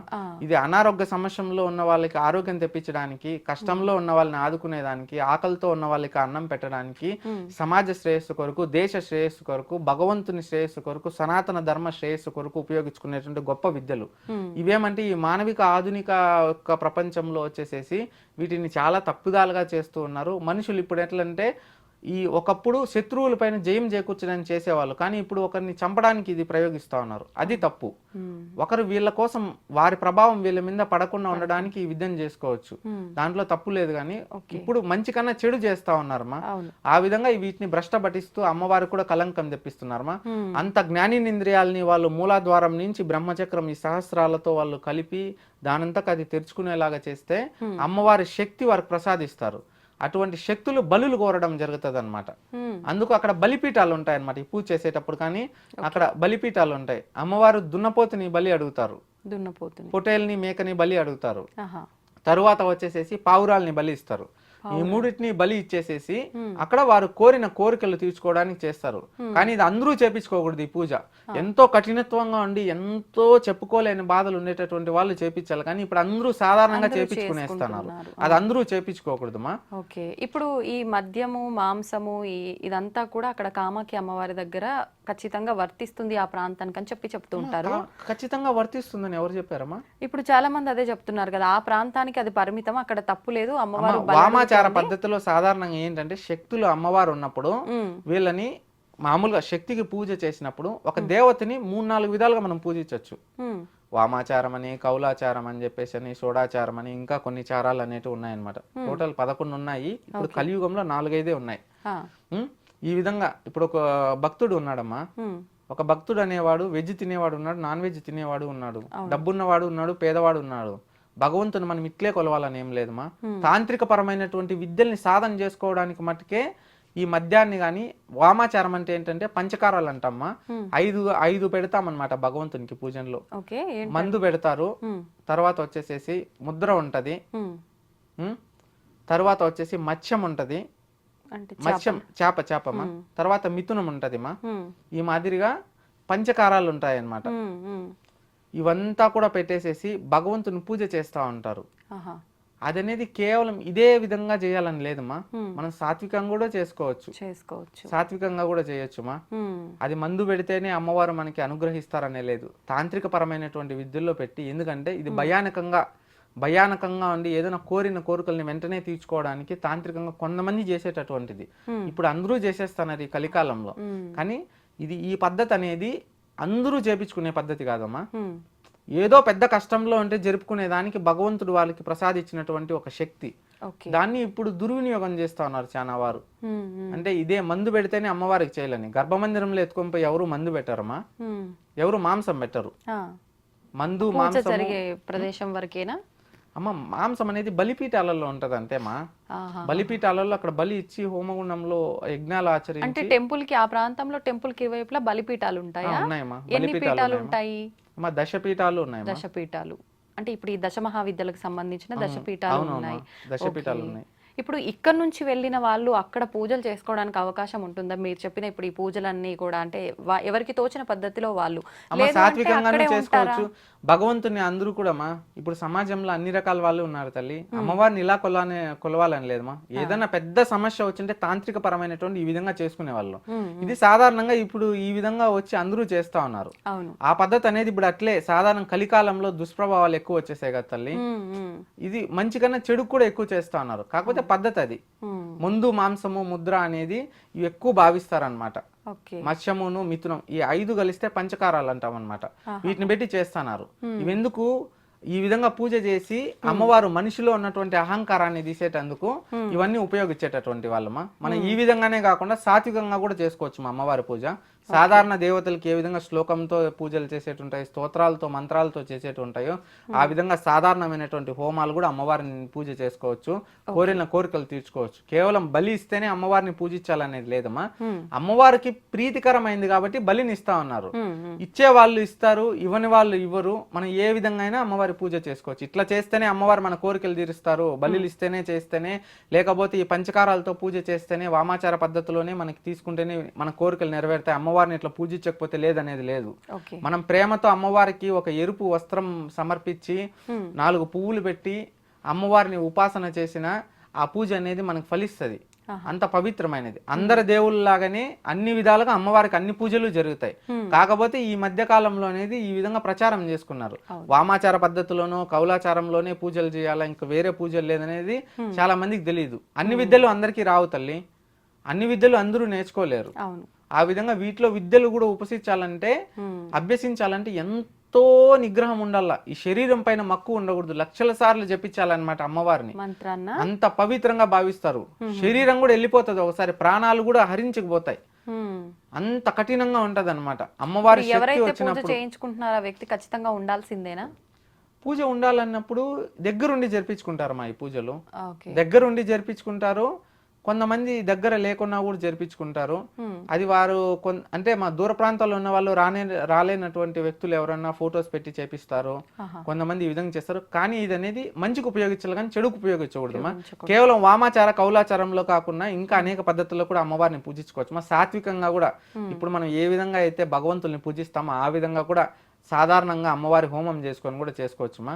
కోరిన కోరికలను అమ్మవారు ఏ విధంగా అయినా కానీ లేమా వారు ఆ కోరికలు తీస్తారు. కానీ ఈ మనసులో అమ్మవారు ఉన్నారని భక్తి ముక్తి మోక్ష శ్రద్ధలతో అమ్మవారిని భావించి మనం చేస్తే అన్ని కూడా మంచి జరుగుతుంది తల్లి.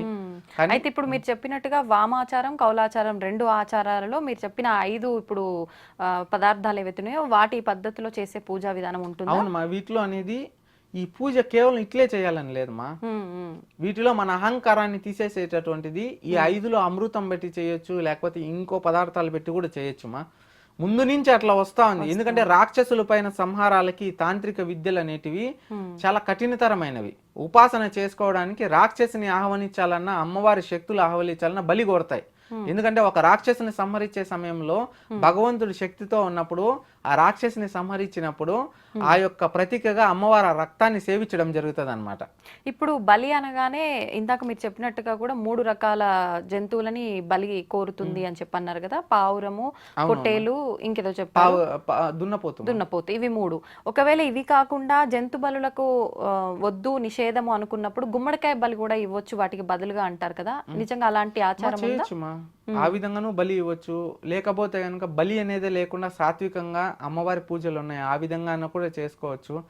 దేవునికి ఇది ఇస్తేనే చేస్తానన్నాడమ్మా. దేవుడు ఎవరిలో అయినా కానీ సత్యం ఉందా లేదా, ధర్మం ఉందా లేదా అన్ని చూస్తాడు. భగవంతుడికి సమాజంలో ఉన్న వాళ్ళు అందరూ బిడ్డలే. ఈ జగానికి జగత్తుకి తల్లి ఆవిడని ఇదే విధంగా పూజించాలని లేదమ్మా. అది ఎందుకు చేసేవాళ్ళంటే పూర్వం వచ్చేసేసి ఎంతో కోరికలు అంటే ఒక సమాజ పైన ఒక రాక్షసుని సంహరించినప్పుడు ఆ యొక్క జయంతో అనేది అమ్మవారు వారి గర్వాన్ని తీసేటందుకు ఆ రక్తాన్ని వాళ్ళు సేవించేటటువంటి వాళ్ళు. ఈ విధంగా అప్పుడు బలులు ఇచ్చేటటువంటి వారు పూర్వం. శక్తులు అనేది రాక్షసులు అనేది అప్పుడు కాలాల్లో ఎక్కువ కదా తల్లి. మనం ఒక్కొక్క పండగకి ఒక్కొక్కటి మనకి చరిత్ర ఉంటుంది. ఈ మాదిరిగా వచ్చేసేసి ఇప్పుడు అనేటివి మనకి రోగాల రూపంలో ఉన్నాయి. బ్రహ్మరాక్షసులు క్యాన్సర్లు అంట, ఈ అనేక పరమైనటువంటి జబ్బులు బీపీ షుగర్లు అంట, ప్రతి ఒక్క శరీరాలకి ఇంకా ఎన్నో అవయవ సమస్యల్లో ఉన్నాయన్నమాట. వీటిని ప్రాలదోరి ఈ దశమహా విద్యలు అనేది ముఖ్యంగా ఎందుకు ఉపయోగించాలంటే చెప్పుదునామా, అనారోగ్య సమస్యల్లో ఉన్న ఆరోగ్యంగా చేసేటందుకు, అపజయాల్లో ఉన్నవానికి విజయంలో చేసేటందుకు, చెడిపోయిన వారిని బాగుపరిచేటందుకు, ఆకలితో అన్నం లేని వాళ్ళకి అన్నాన్ని ప్రసాదించడం కొరకు, కళ్ళు కాళ్ళు చేతులు లేని వాళ్ళకి అది ప్రసాదించడందుకు, సమాజంలో అన్ని రకాలమైనటువంటి ఎవరైతే పీడిస్తూ ఉంటారో దోపిడీ దౌర్జన్యాలను వాళ్ళ నుంచి సమానాన్ని రక్షించడానికి, దేశాన్ని రక్షించడానికి ఇట్లాంటి మంచి సత్కర్మాలకు ఉపయోగించేటటువంటి పూజ ఇది. కాకపోతే అంత దశమహా విద్యలు సాధన చేసినటువంటి వాళ్ళు ఎవరు లేరు. ఇప్పుడున్న వాళ్ళందరూ ఏదో ఆ యొక్క ఆలోచన కోసం, డబ్బు కోసమనో కొంతమంది ఏదో చేయాలని చేస్తా ఉన్నారు. వాళ్ళది కేవలం 10%ఏమా ఆ పవర్ ఉండేది. ఆ 10% కూడా జరిగిపోతుంది ఖచ్చితంగా. అంటే 1%కే మనిషి ప్రాణాన్ని హరింపజేస్తుంది. అంత శక్తి ఉంటది అనమాట, అంత పవర్ఫుల్ ఉంటదమ్మా. అందరూ వామాచార పద్ధతుల్లో వీటిలో అన్ని రకంగా పూజలు చేసుకున్నారంటే, ఏదైనా చేసేవాడు కొంచెం ఏదైనా తప్పిదం చేసినా, ఏదైనా మనసు లోపల ఒక దూరపు దురదృష్టి ఆలోచనతో చేసినా, డబ్బు కోసం చేసినా, లేకపోతే ఇంకేదైనా కీడు ఆలోచించి చేసినా కానీలే, ఒకరికి చెడు చేయించినా భవిష్యత్తులో వాళ్ళు దెబ్బతింటారు తల్లి. అయితే ఇప్పుడు ఈ సాత్విక రూపంలో ఆరాధించే వాళ్ళు ఎక్కడైనా, అంటే ఈ మధ్య కాలంలో ఈ దశమహా విద్యలకు సంబంధించిన ఆలయాలు వివిధ ప్రాంతాల్లో కట్టడం అనేది చూస్తున్నాం. వాళ్ళ ఉపాసనకు సంబంధించి ఏ అమ్మవారైతే ఆ అమ్మవారి ఆలయం కట్టడము, వాళ్ళే సొంతంగా పూజలు అందించటము అలా చేస్తూ ఉన్నారు. కానీ చాలా మందిలో మాత్రం దశమహా విద్యలు అనగానే మీరు ఇప్పుడు చెప్పారు, ఏ రకంగా పూజిస్తే ఆ రకంగా అమ్మవారు అనుగ్రహిస్తారు. ప్రతి ఒక్కరి మైండ్ లో ఉన్నది మాత్రం తాంత్రిక రూపంలో మాత్రమే ఆరాధించాలి దశమహా విద్యలని. దానికి సంబంధించి మనకు నవరాత్రులు కూడా గుప్త నవరాత్రులు అని చెప్పి వచ్చాయి కాబట్టి ఇది నిజంగానే గుప్తంగా ఉండాలేమో ఈ దేవతల పూజలన్నీ కూడా అన్న భావనలో ఉన్నారు. కాబట్టి ఈ ఆలయం ఎక్కడన్నా ఉన్నా కూడా వెళ్ళాలంటే చాలా మంది భయపడుతున్నారు. నిజంగా సాత్విక పూజలు జరిగే ప్రాంతానికి మనం అలా భయపడుతూ వెళ్ళాల్సిన అవసరం ఉందంటారా? ఎందుకంటే ఈ బలులు సాధారణంగా నేను చెప్పాను కదమ్మా, ఏదో పెద్ద ప్రళయం వస్తే చేసేటటువంటిదిమా. కానీ ఇప్పుడు ప్రతి ఒక్కరూ చిన్న సమస్యకు కూడా అదే పెట్టి చేసేసేస్తా ఉన్నారు. వీటి వల్ల అనేది సామాన్యులు అంటే అక్కడ బలులు ఇస్తారు, ఇట్లంతా జరుగుతుంది. ఎందుకంటే మంత్ర తంత్ర అనేది యంత్ర అనేది 3 విధాలుగా ఉంది భగవంతుని ఉపాసన చేసి భగవంతుని శక్తిని ఆహించుకోవడానికి. కేవలం తాంత్రికమే చేసేసేసేసి యాంత్రికం పద్ధతులు అనేది కొంతమందికి తెలియదు. మంత్రాలతో అమ్మవారిని నామం అనేది ఉపాసన చేసి అమ్మవారిని పూజని వారి శక్తిని గాహించి మంచి చేయడానికి ఉంది పద్ధతి. ఈ విధంగా తాంత్రిక పరంగా ఎక్కువ పోతా ఉన్నారు. మరి యాంత్రిక పరంగా కూడా ఉంది. ఈ తాంత్రిక పరంగా చెప్తున్నారు కానీ యాంత్రిక పద్ధతుల్లో ఎవరు మాట్లాడడం లేదు. యాంత్రిక పద్ధతి అంటే అదలా ఉంటుంది. యాంత్రిక పద్ధతి అనేది అది యంత్ర రూపంలో చేస్తారనమాటమ్మా. ఇప్పుడు ఇంటికి మనం అందరూ యంత్రాలు అన్ని కట్టుకుంటూ ఉంటాం కదమ్మా, ఆ విధంగా పూజా విధానంలో దానికి ఒక దీక్ష ఉంటది అనమాట. ఆ దీక్ష తీసుకొని ఇప్పుడు చేసే వాళ్ళు ఎవరు లేరు. అది చాలా కఠిన పరిస్థితి. సాత్వికంగా ఉన్న అబద్ధం చెప్పకూడదు, అధర్మంలో పోకూడదు, ఒకరిని తప్పుగా చూడకూడదు, ఒకరిని చెడగొట్టకూడదు, మన వల్ల ఎవరి కంట్లో నిష్కారణంగా నీరు కారకూడదు, అంత పవిత్రంగా ఉండి చేయాలి అమ్మవారి శక్తిని తీసుకోవాలంటే. ఆ పద్ధతుల్లో చేసే వాళ్ళు లేరు. ఎందుకంటే అది రిజల్ట్ అనేది కొంచెం లేట్ పడుతుంది. తాంత్రికమైంది ఇన్స్టెంట్ రిజల్ట్ అప్పటికంతప్పుడు వచ్చేసేస్తుంది. తొందరగా ఫలితం ఉందో అంత తొందరగా కూడా. ఇప్పుడు ఎందుకంటే ఓపిక ఎవరికి లేదు మా ఈ కాలంలో, ఓపిక ఎవరికి లేదు కాబట్టి అందరూ కూడా అప్పటికంతప్పుడు అనుకున్న పని జరిగిపోవాల. మానవుడు అనేవాడు కోరిన కోరికలు నెరవేర్చుకునేదానికి అప్పటికంతప్పుడు చేపించుకుంటున్నారు. కానీ వామాచార పద్ధతుల్లో కానీ ఈ విధంగా తాంత్రిక పరమైనటువంటి పూజలు ఏవైతే ఉన్నాయో చాలా ఖతర్నాక్ అంతరేమా, ప్రాణాలను సైతం హరింపజేసేస్తాయి. చేపించుకునేవాడు ధర్మంగా సమాజ శ్రేయస్సు కోసం చేపించాలి. అట్లాంటి పూజలు మంచికి చేపించుకొని ఉన్నటువంటి చెడుకు తోయాలి. కళ్ళు లేని వాళ్ళకి వాళ్ళు నిజంగానే ఆ పూజ చేస్తే కళ్ళు తెప్పించవచ్చు, అంత పవర్ ఉంటుంది ఆ పూజకి తాంత్రికంగా. కానీ ఇట్లాంటి సమాజ శ్రేయస్సు కొరకు, దేశ శ్రేయస్సు కొరకు చేయట్లేదు. ఇప్పుడు వచ్చే ప్రళయాలు ఈ ఆపచ్చుమా, దీన్ని ఈ పూజకి అంత పవర్ ఉందమ్మా. కానీ అంత ధర్మాత్ములు, అంత నిశ్చితాత్ములు అనేది ఈ కలియుగంలో లేరు. డబ్బులు ఇవ్వందే ఎవరు ఆ పూజ చేసే వాళ్ళు ఎవరు ఒకరు చూపించమ్మా. ఎవరో ఇప్పుడు ఉంటారు కదా, డబ్బులు ఏంది ఆ పూజ చేసే చూపించిన. ఆ పూజ కోసం మాట్లాడితే లక్షలే వస్తాయి నోట్లో, వేలు రావు ఎవరి దగ్గర. మాట్లాడితే ₹1,00,000 పైనే. అట్లని చెప్పేసేసి అందరూ కూడా తెలియదు అమ్మవారి పూజలు ఇంత మనం ఆ శక్తిపీఠాలకు పోవాలంటే లక్షలు అవుతాయేమో, ఆ పూజ చేస్తేనే మనకు సక్సెస్ వస్తుంది, లేకపోతే రాదు అని చాలా మందికి ఇట్లా ఈ విధంగా భావనలో ఉన్నారమ్మా. అదేం లేదు. ప్రతి భగవంతునికి పూజా విధానాలు ఉన్నాయమ్మా. ప్రతి భగవంతునికి వైదికంలో మంత్ర యంత్ర తంత్ర అనేది ఆ భగవంతు నుంచి, ఆ శివమూర్తి నుంచి వచ్చిండేటటువంటి ఇది ఏ విధంగా అయినా భగవంతుని ఉపాసన చేయొచ్చు. ప్రతి ఒక్కరూ కూడా అమ్మవారి మందిరాన్ని దర్శించవచ్చు. దశమహావిద్యల్లో ఉన్నటువంటి 10 మంది దేవతల మందిరాలకు కూడా అందరూ వెళ్ళొచ్చు. ఇప్పుడు ఈ కామాఖ్య అమ్మవారిని ఆరాధించడం వల్ల ఇప్పుడు ఎవరైనా భగవంతుని ఆరాధిస్తున్నాము అని అంటే ఒక పర్పస్, అది ముక్తి గాని మోక్షం గాని పొందడం కోసము, భగవంతులో ఐక్యం అవడం కోసం అంటారు కదా. మరి కామాఖ్య అమ్మవారు అనగానే కోరికలు నెరవేరుస్తుంది, ఆడవారి ఇబ్బందులు తొలగిస్తుంది, ఇస్తుంది, ఇలాంటివి మనం మాట్లాడుకుంటూ ఉంటాం. అమ్మవారిని ఆరాధించడం వల్ల ఈ మోక్షం ముక్తి కూడా పొందే అవకాశం ఉంటుందంటారా? అమ్మ, ఈ భూలోకంలో బ్రహ్మదేవుడు మనకు రాసినటువంటి ఈ నుదిట తలరాత ఏదైతే ఉంటుందో అది గత జన్మలో చేసిన పాపపుణ్యాల్ని మనం మర్చిపోతూ ఉంటాం. ఎందుకంటే కర్మ తీరిపోయిన వెంటనే, రుణబంధం తీరిపోయిన వెంటనే ఈ జన్మను అనేది మనం వదిలేస్తూ ఉంటాం. శరీరం విడిచేస్తే ఇంకొక జన్మకి మళ్ళీ మరలా మనం పుట్టాలా వద్దా అనేది మనం చేసిన కర్మల్ని బట్టి లెక్క వేయడం జరుగుతుంది అనమాట. దాంట్లో చిత్రగుప్త మహర్షి దేవుడు వచ్చేసి అన్ని లిఖింపజేసి పెట్టి ఉంటాడు. ఆ విధంగా లిఖింపజేసిన వాటిల్లో వచ్చేసేసి ఈ జన్మములో వచ్చే రానున్న జన్మంలో అనుభవం లెక్క తీసుకొని వస్తారు.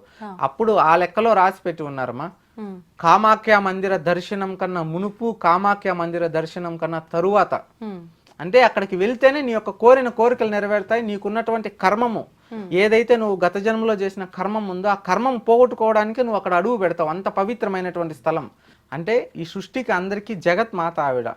ఈ జగత్తుని మొత్తం ఆవిడ విశ్వగర్భంలో దాచి ఉన్నారు అమ్మవారు.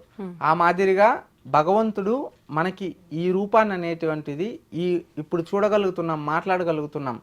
మనం జ్ఞానాన్ని ముందు జన్మల్లో ఏవి కూడా వచ్చేసేసి మనకు 4 జన్మలు ఉంటాయి. వాటిలో పక్షాదులు, 2 కాళ్ళతో ఉన్నటువంటి పక్షులు, 4 కాళ్ళల్లో ఉన్నటువంటి జంతువులు, నీళ్ళలో సంహరించేటటువంటి జాతులు, తర్వాత వృక్షాలు, ఈ 4 జన్మలు ఉండేది. అది అయిన తర్వాత మనకు మానవ జన్మమే ఉండేది. ఈ మానవ జన్మంలో మనం కామానికి, క్రోధానికి, మోహానికి, మత్స్యారాలకి మనం అతీతులు కాకుండా భగవంతుని తత్వాన్ని మనం తెలుసుకొని గ్రహించుకోవడానికి ఎంతో ప్రాముఖ్యం కలిగినది ఈ జన్మ. కానీ మనం విచక్షణ జ్ఞానం కోల్పోతూ ఉంటాం, చెడుదారులు పట్టి చెడిపోయి ఉంటాం. కానీ వాళ్ళు చేయనటువంటి పుణ్యం ఏదైతే ఉంటుందో గత జన్మల్లో వారికి ముక్తి మార్గం, మోక్షాన్ని కేవలం అక్కడ వెళ్ళేసేసి ఆ పాద స్పర్శ తాకితేనే వాళ్ళ జన్మం ధన్యమైపోతుంది. అంత పవిత్రమైనటువంటిది. ఎందరో మంది సిద్ధ పురుషులు, 3 కోటి దేవతలు ఆ కొండపైన తపస్సు చేశారమ్మా అమ్మవారు అక్కడ వెళ్ళడానికి. అంత పవిత్రమైనటువంటి శక్తిపీఠం కాబట్టి అక్కడ వెళ్ళిన వాళ్ళందరి కోరికలు నెరవేరుతాయమ్మా. కానీ అది ధర్మ మార్గమై ఉండాలి, సత్య మార్గమై ఉండాలి. అటువంటి కోరికలు నెరవేరుతాయి. అంత పవిత్రమైన, ప్రాచీనమైనది అమ్మవారి స్థల పురాణం. ఓకే, అయితే నిజంగా ఆలయ విశిష్టత గురించి, స్థల పురాణం గురించి, అమ్మవారికి సంబంధించి ఇప్పుడు రకరకాలుగా మాట్లాడుతున్నారు. అసలు వాస్తవం ఏంటి అనే ఒక సందేహంలో ఉన్న ప్రతి ఒక్కరికి కూడా చాలా మంచి ఒక అద్భుతమైన ఇన్ఫర్మేషన్ వచ్చిందనే చెప్పాలి మీ మాటల ద్వారా. అయితే నాది ఇంకొక చిన్న క్వశ్చన్ ఉంది. ఏంటి అంటే ఇప్పుడు మనం 2024 ఆఖరణ డిసెంబర్ నెలకు వచ్చేసినాము. అయితే ప్రతి ఒక్కరు కూడా పురోహితులు కానివ్వండి, పండితులు కానివ్వండి, చాలా వరకు ఇది కష్టకాలం నడిచింది 2024 అంతా కూడా అని చెప్పి, ఇది క్రోధినామ సంవత్సరం కాబట్టి ఖచ్చితంగా ఇది ఇబ్బందుల పాలే చేస్తుంది అని చెప్పి మనకు ఉగాది పంచాంగంలో కూడా చెప్పడం జరిగింది. ఇప్పుడు రాబోయే 2025 ఏదైతే ఉందో అది దీనికి మించి కష్టకాలం రాబోతోంది అని చెప్పి, రకరకాల ప్రళయాలు రాబోతున్నాయి అని చెప్పి, దానికి ఒక ఎగ్జాంపుల్గా మనందరినీ అలర్ట్ చేయడానికి ఇప్పుడు ఈ మధ్య కాలంలో జరిగిన భూకంపాలు, జల ప్రళయాలు కూడా మనకు ఒక హెచ్చరికల భగవంతుడు చూపించాడని చెప్పి అంటున్నారు. నిజంగా ఇలాంటి ప్రళయాలు రాబోతున్నాయంటారా? అమ్మా, ఈ కలియుగంలో అనేది ధర్మం ఒక పాదంలో ఉంది, అధర్మం అనేది 3 పాదాల్లో ఉంది. మనం ఒకరికి గౌరవం ఇస్తే వాళ్ళు తిరిగి మనకు గౌరవం ఇస్తారు. మనం ఒకరికి మంచి చేస్తే వాళ్ళు మనకి తిరిగి మంచి చేస్తారు. ఈ చేత్తో ఎప్పుడన్నా ఎవరికన్నా వండి పెట్టి ఒకరు ఆకలి తీర్చుంటే ఆ విధంగా మనకు వండి పెడతారు. భగవంతుడు మనకి ప్రకృతి ఏదైతే ఉందో, ఇప్పుడు మనం నక్షత్రాలను తీసుకోండి, సూర్య చంద్రులు తీసుకోండి, గ్రహాలు కాదమ్మా, ఈ భూమాతను తీసుకోండి, మనకున్నటువంటి వనరుల్ని తీసుకోండి. మనిషి అనేవారు వాటికి ఎంతకు వినియోగించుకోవాలనేది ఆ విధంగా వినియోగించుకోవట్లేదు. మంచి కన్నా చెడు ఎక్కువ వెళ్తా ఉంది. కాబట్టి ఈ ప్రభావితాల వల్ల ఇవన్నీ జరుగుతున్నాయి. 2024లో ఏం జరిగాయో 2025లో కూడా ఇదే విధంగానే ఉంటుంది. మా కలియుగంలో అనేది ధర్మం కన్నా అధర్మం అనేది ఎక్కువ నడుస్తా పోతా ఉంటుంది. ఒక్కొక్కరు ఒక్కొక్క విధంగా చెప్తా ఉంటారు, ఇది వస్తుంది, అది వస్తుంది, అది జరుగుతుంది, ఇది జరుగుతుంది అని. కానీ జరిగే ప్రళయాలు అనేటువంటివి ఇప్పటి నుంచి కాదమ్మా, ఈ టెక్నాలజీ అనేది ఎప్పటి నుంచి జరుగుతూ ఉందో వాస్తవికంగా మాట్లాడాలి. ఈ న్యూ ఇయర్ అనేది మనకి ఇప్పటి నుంచి వచ్చిండేది కాదు, మన ఆంగ్లం కాదు. మనది ఏదైతే కనుక ఉగాది నామ సంవత్సరం ఏదైతే ఉందో అప్పటి నుంచి మనకు వచ్చేటటువంటిది జాతకం కూడా వాటిని ఉద్దేశించి సనాతన ధర్మంలో మనం చూస్తామన్నమాట. ఈ న్యూ ఇయర్ లో వచ్చేసి మనకి ఈ విధంగా జరుగుతుంది, ఆ విధంగా జరగదని లేదమ్మా. మనం సత్య మార్గంలో, ధర్మ మార్గంలో ముందు పోతూ ఉండాలి. సమాజంలో అనేది దోపిడీలు, దుర్మార్గాలు, దౌర్జన్యాలు పెరిగిపోయినప్పుడు ఇట్లాంటి అన్ని జరుగుతాయి. భూకంపాలు వస్తాయి, ప్రళయాలు వస్తాయి, అనేక రోగాలు పుట్టుకొస్తాయి. మానవుల్లో అనేది అనేక విపరీత బుద్ధులు జరుగుతూ ఉంటాయి. మనిషి జన్మం అనేది, మనిషి జీవనం అనేది కర్మల మీద, రుణబంధాల మీద పోతా ఉంటది. మనం చేసిన పాపపుణ్యాలను బట్టి పోతా ఉంటది. అంటే ఈ సంవత్సరంలో ఇట్లే జరుగుతది అట్లే జరుగుతది అని ఏం లేదు మా. ఓకే, అంటే సమాజం మనం అనేది చేసిన పోతా కర్మలను ఉంటది, బట్టి మనం ఇప్పుడు చేసిన ఇదంతా కర్మలను బట్టి మన జాతకం పోతా ఉంటది. కలి ప్రభావం అని చెప్పలేమా? కలి ప్రభావం అందరి జీవితంలో ఉంది కదమ్మా. ఉమ్, ఇప్పుడు ప్రతి మానవుడు వచ్చి ఉదయాన్నే బ్రహ్మముహూర్తంలో నిద్ర లేవాలని ఉంది. ఎవరు లేస్తా ఉన్నారు తల్లి? అవును. ప్రతి ఒక్కరు సత్యం మాట్లాడాలనుంది, వేదం చదవాలనుంది, ధర్మంగా ఆకలితో ఉన్న వాళ్ళకి అన్నం పెట్టాలనుంది, గోసేవ చేయాలనుంది, కష్టాల్లో ఉన్న వాళ్ళని ఆదుకోవాలనుంది. ఎవరు చేస్తా ఉన్నారమ్మా? అవును.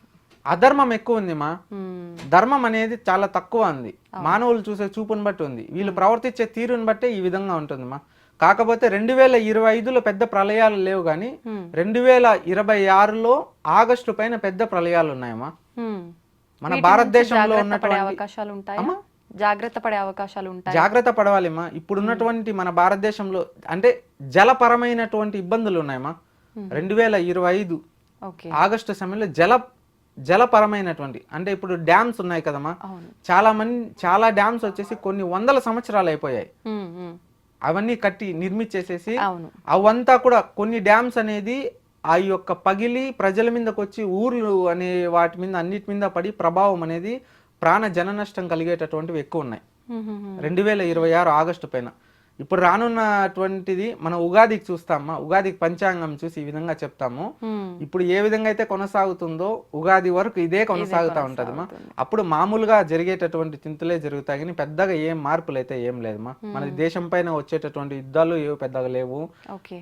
అకాలపరమైనటువంటి వర్షాలు ఏవీ లేవు. పెద్దగా ఆలోచించాల్సినటువంటి ప్రళయాలు ఏమీ లేదు. మనుషులకి భయభ్రాంతులు గురి చేస్తారు. ఎందుకంటే వారిని వారు ప్రదర్శించుకోవడానికి ఇట్లా జరుగుతుంది అట్లా జరుగుతుంది అది జరుగుతుంది అంటారు కానీ ఏదైతే మనం తిరిగి ఇస్తాం ఈ ప్రకృతికి అదే మనకు తిరిగి ఇస్తుంది. మనం నడుచుకునే రీతిలో ఉంటది. మన కర్మలను బట్టి మన జీవితం పోతుంది. ఈ విధంగా ఒకరికి మనం ఇట్లా చెప్పి మన హైప్ కావాలనుకుంటే ఎట్లనే జరగవచ్చు. అందరూ జ్యోతిష్యులు అనే వాళ్ళు ఒక్కొక్కరు ఒక్కొక్క పద్ధతిలో చెప్తున్నారు. ఒకరు ఒక వైరస్ పుట్టుకొని వచ్చేసేస్తుంది, ఇంకొకరు వచ్చేసేసి ఒక ప్రళయం వచ్చేసేస్తుంది, ఇంకొక దేశాలు వచ్చేసి మన దేశ పైన దండయాత్ర చేసేసేస్తాయి, మనుషులు కొట్టుకొని చచ్చిపోతారు, కులాల మధ్య చిచ్చు పడిపోతుంది, మతాల మధ్య చిచ్చు పడిపోతుంది, పలానా వాళ్ళు ముఖ్యమంత్రి ప్రధానమంత్రి నుంచి దిగేసేస్తారు, ఇంకొంతమంది ఆకస్మికంగా వచ్చేసేసి ఏదో అయిపోతారు. ఇట్లన్నీ అనుకోని మార్పులు జరుగుతాయని చెప్తారమ్మా. అది ఏమీ లేదమ్మా. వాస్తవిక జీవితంలో ఈ న్యూ ఇయర్ అనేదే లేదు సనాతన ధర్మంలో. మన ఉగాదికి పెట్టే పంచాంగం ఏదైతే ఉందో అది మనకి న్యూ ఇయర్ జరిగేది. ఈ హైందవ పద్ధతులు ఇది అనేది అసలు పద్ధతే కాదు. ఇది అందరూ ఏదో చేసుకోవాలని చేసుకుంటా అన్నారు. పూర్వం ఎక్కడుంది మా ఆంగ్లేయులు రాకముందు న్యూ ఇయర్లు ఎక్కడున్నాయమ్మా? ఇప్పుడంతా మనిషి ఒకరినొకరు మోసం చేసుకుంటున్నారు కాబట్టి ఈ జరిగే పరిణామాలు అదే విధంగా ఉన్నాయి. అన్ని ఎట్లా ఉంటది అట్లే ఉంటదమ్మా. మనం చూసే ఆ పంచాంగం అప్పుడు అడిగితే మన హైందవ సంస్కృతిలో ఉగాది నుంచి ఆచరణ జరుగుతుంది. అప్పుడు అనేది మనం కరెక్ట్ గా అనేది మనం చెప్పడం జరుగుతుంది. ఎలా ఉంది, ఏం జరగబోతోంది, మన దేశ తేజస్సు ఏ విధంగా ఉంటుంది, దేశంలో జరిగేటటువంటి పరిణామాలు ఏ విధంగా ఉన్నాయి, అదే విధంగా ఈ ప్రకృతిలో సంభవించేటటువంటి అతివృష్టి అనావృష్టి ఏ విధంగా ఉన్నాయి, రైతులు పండించేటటువంటి పంటలు ఏ విధంగా ఉన్నాయి, అదే విధంగా అనేక రంగాలలో రాణిస్తున్నటువంటి వారి జీవన శైలి విధానం ఏ విధంగా ఉండబోతుంది, ఇవన్నీ కూడా చెప్పడం జరుగుతుంది అమ్మా. ఇప్పుడు ఉన్న వాళ్ళంతా కూడా ఈ న్యూ ఇయర్ చెప్పేది మేము నమ్మమ్మా. మేము సనాతన ధర్మాన్ని నమ్ముతాము, భగవంతుని నమ్ముతాము. అది ఉన్నది మనకు అందులో ఉన్నది చెప్పాలి. ఈ విధంగా మనం లేనిది చెప్పి ప్రజల్ని మనం మభ్యపెట్టలేం కదమ్మా. అందరిలాగా మనం చేయలేమ్మా. అది మా మనం మంచిగా ఉంటే మనం మంచిగా ఉంటాం, ధర్మంగా ఉంటే ధర్మంగా ఉంటాం, సత్యంగా ఉంటే సత్యంగా ఉంటామ్మా. మనం చూసే చూపుతో ఉంటది, మనం ప్రవర్తించే తీరుతో ఉంటది. ఈ విధంగా అనేది జరగడం జరుగుతుంది మా. నిజంగా మీరు చెప్పింది వాస్తవం. మనకి ఇది కొత్త సంవత్సరం అనేది కానే కాదు, కాకపోయినా మనం దాన్ని ఒక రకంగా అడాప్ట్ చేసుకొని పక్క సాంప్రదాయం తీసుకొచ్చి మనం దాన్ని ఆచరిస్తున్నాము. ఖచ్చితంగా ఈ సంస్కృతి మారాలని ఆశిద్దాము. మీరు కూడా చాలా మంచి విషయాలు అయితే మా అందరికీ కూడా తెలియజేశారు. ధన్యవాదాలు.